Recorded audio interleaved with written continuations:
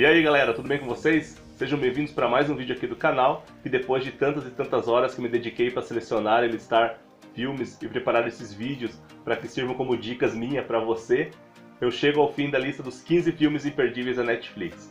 Se acaso você perdeu os dois primeiros vídeos, eu vou deixar no final desse vídeo um atalho para você estar acessando. Se é a primeira vez que você está vendo esse vídeo, pode se inscrever no canal, pode ativar as notificações e acompanhar os próximos vídeos. Então, bora pro vídeo!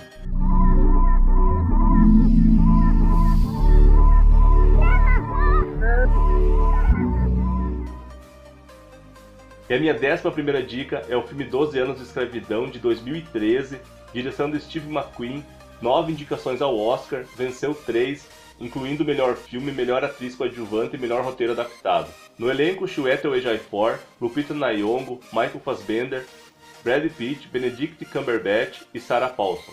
Se alguém um dia perguntasse pra mim qual foi o filme mais chocante que eu já vi na minha vida, com certeza 12 Anos de Escravidão seria o primeiro que surgiria na minha mente, devido à sequência de cenas de tortura, humilhação, crueldade, a violência extrema, de forma explícita, e crueldade tamanha que lembra bastante o filme Paixão de Cristo, mas esse aqui leva um pouco mais de vantagem sobre o filme de Mel Gibson, porque ele trata toda com profundidade cada personagem dentro de 126 minutos, e você tem que ter estômago forte para você ver a forma que o diretor retrata essa autobiografia da vida de Solomon Northup, que era um homem livre que vivia com sua família, mas foi vendido como escravo. Ele caiu numa cilada de uma proposta de trabalho e acaba vivendo um pesadelo nas mãos dos fazendeiros opressores. Um deles é o personagem do Benedict Cumberbatch, que ainda é um pouco mais humano, mas ele, mesmo assim ele causa um pouco de dúvida na sua personalidade, porque ele ainda trata os escravos como mercadoria. Mas o fazendeiro que mais se destaca ali, e principalmente a sua atuação, é o Michael Fassbender, que ele faz um fazendeiro opressor, brutal, cruel, desumano. Você percebe que o ator realmente abraçou esse personagem, exalando o ódio, a raiva, a revolta. Uma atuação incrível que faz com que você tenha ódio do personagem, da maneira doentia que ele trata os seus escravos. E ainda tem personagens que cativam, que emocionam, como é o caso da Patsy, que ela é uma escrava que ela por mais que ela atinja o objetivo, que é trabalhar da melhor forma possível para agradar o seu patrão, ela também não escapa das punições. O personagem principal, o Solomon, também a gente torce muito por ele, por mais que o título entregue 12 anos de escravidão, mas cada momento que ele tem uma ideia, ele tenta uma forma de tentar escapar daquele lugar, porque ele era um homem livre. E ainda tem uma ponta do Brad Pitt que faz ali um papel muito importante no desfecho final da história. É um drama épico, histórico, que é um filme difícil de ser visto, mas é um filme que vale muito a pena. E a minha 12ª dica é o filme Código de Conduta, de 2009, direção de F. Gary Gray, com Gerard Butler, Jamie Foxx e Leslie Bibb. Inteligente e imprevisível. São dois adjetivos que definem bem o filme e o personagem principal, o Clyde Shelton. Ele acaba vendo os criminosos entrando na sua casa e tirando a vida da sua esposa e da sua filha. E isso não é um spoiler, só o início, a cena de abertura do filme, porque a ideia principal é o foco em dois personagens, o Clyde Shelton e também no advogado Nick Price, que acaba amenizando a sentença do assassino. E o que revolta muito o Clyde Shelton, que após 5 anos os criminosos são liberados e 10 anos depois o assassino acaba encontrado morto, e o principal suspeito é o Clyde Shelton, que acaba sendo preso, mas ele começa a jogar contra o sistema, provando que o sistema pode ser falho e pode ser muito bem manipulável por ele. E aí você começa a perceber a inteligência do personagem, tanto do Nick Price quanto do Clyde Shelton, mas em especial o Clyde Shelton, personagem do Gerard Butler, e ele acaba sendo capturado, sendo preso, mas mesmo assim as pessoas que estavam envolvidas no assassinato da sua esposa acabam morrendo de forma inexplicável. Ele mesmo atrás das grades acabam suspeitando dele, de alguma forma sem poder provar. É um filme de conflitos éticos, de ideologia diferente. Dentro da lógica do filme, cada um tem a sua razão de estar fazendo aquilo. Torna-se um filme difícil de você definir quem é o herói, quem é o vilão, porque hora você torce para um, hora você torce para outro. Os dois personagens muito bem construídos. Essa foi minha 12ª dica. E a minha 13ª dica é um filme de 2009, Bastardos Inglórios, do diretor o qual eu sou fã, Quentin Tarantino. E o elenco eu vou falar um pouco mais pra frente, porque eu quero contar um pouco da história, destacando aí as atuações conforme o personagem. Durante a Segunda Guerra Mundial, os nazistas invadem a França com a missão de exterminar judeus e quem decidir abrigá-los em suas casas. E para liderar essas buscas estão o coronel Hans Landa, que é impiedoso, cruel, implacável. E na outra ponta da história está Aldo Heine, que é líder de um grupo de soldados judeus que caça nazistas e marca os que sobrevivem, mas a maioria eles matam e acabam tirando o escalpo como marca registrada para que os outros nazistas sintam o medo do que está por vir. Então, numa ponta o coronel Hans Landa e na outra ponta o Aldo Heine e o grupo de soldados judeus conhecido como os Bastardos, e você não vê a hora que esses dois personagens se confrontem.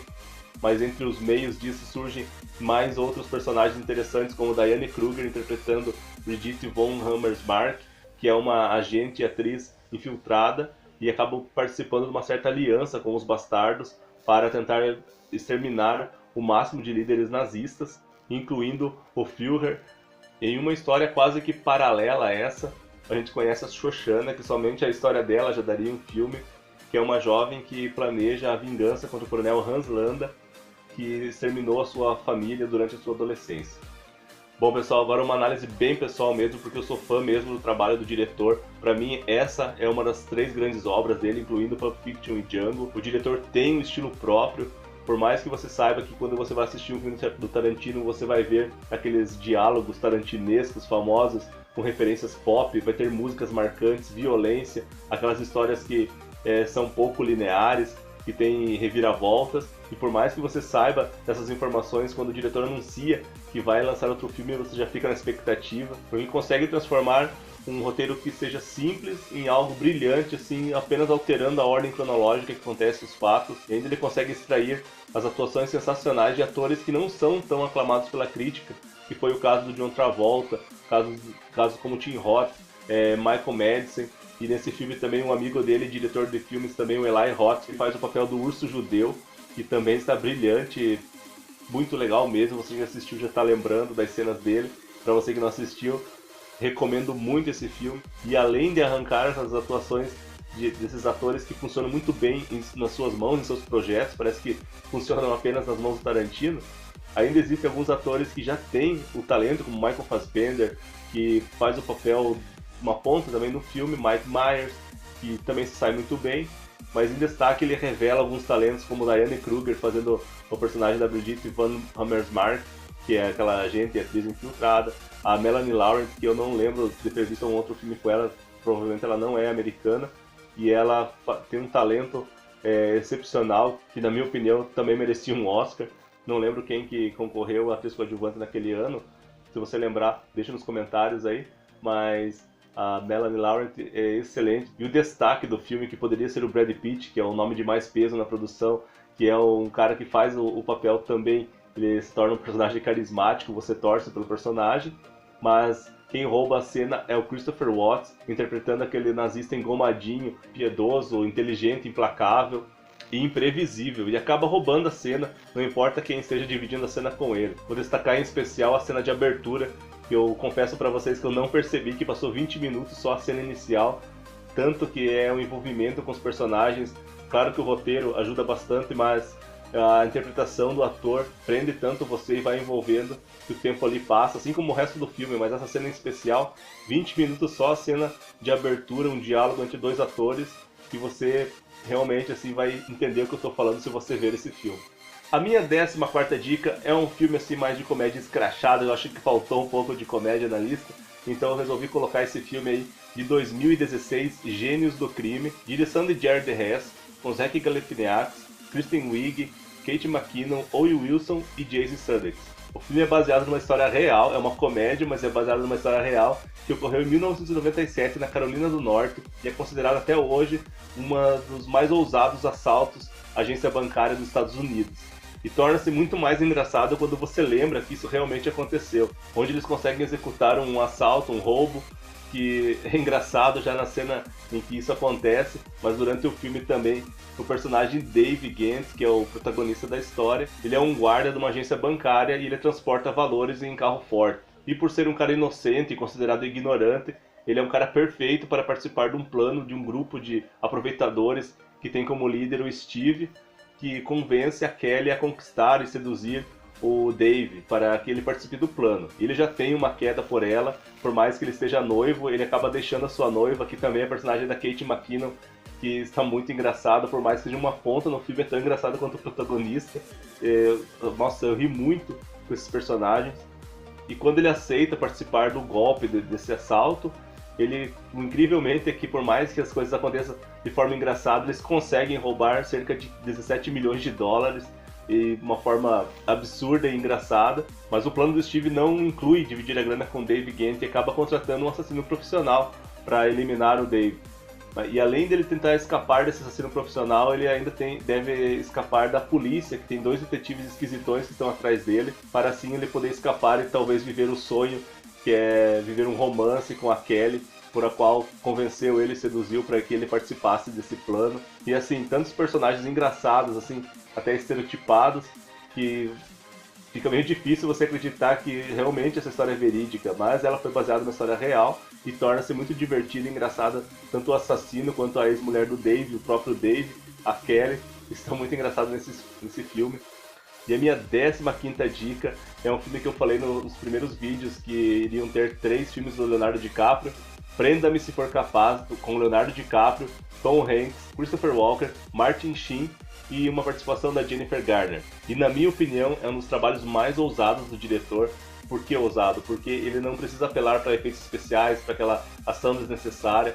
Ele conduz muito bem a história, que nas mãos de um diretor inexperiente talvez ficasse muito monótono, mas nesse filme ele consegue extrair assim o melhor de cada personagem, tanto do personagem do Leonardo DiCaprio, que é o Frank Abagnale Jr., que é um golpista, quanto do personagem do Tom Hanks, que é o detetive Han Harrit. 2 personagens que acabam fazendo um tipo de um jogo de gato e rato. O mesmo que eu falei sobre o código de conduta vale para esse filme também, que você não define bem quem é o herói, quem é o vilão.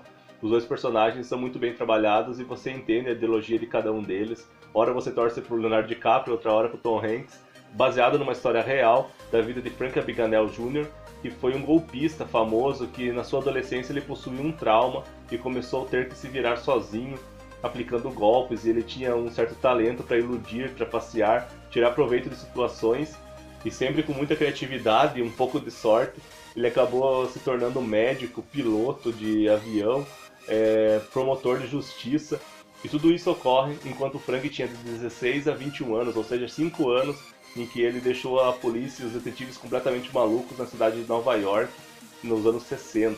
Um filme excelente, sensacional, parceria de Spielberg, Tom Hanks e Leonardo DiCaprio, dando muito certo. Bom pessoal, então finalizando aí, essa foi minha lista dos 15 filmes imperdíveis da Netflix. Se faltou algum, provavelmente faltou na sua opinião, porque eu mesmo fiquei na dúvida de muitos filmes excelentes que estão lá ainda. Quem sabe pra frente eu faça outro e outras listas destacando esses filmes. Espero que vocês tenham gostado mesmo aí desses vídeos. E deixe seu like se você gostou. E nos comentários pode deixar até uma dica aí de qual filme você gostaria de ver, desses que estão na lista ou desses que não estão. Fique à vontade, tá? Pode tornar esse canal mais interativo, tá bom? Então muito obrigado por assistirem e até a próxima.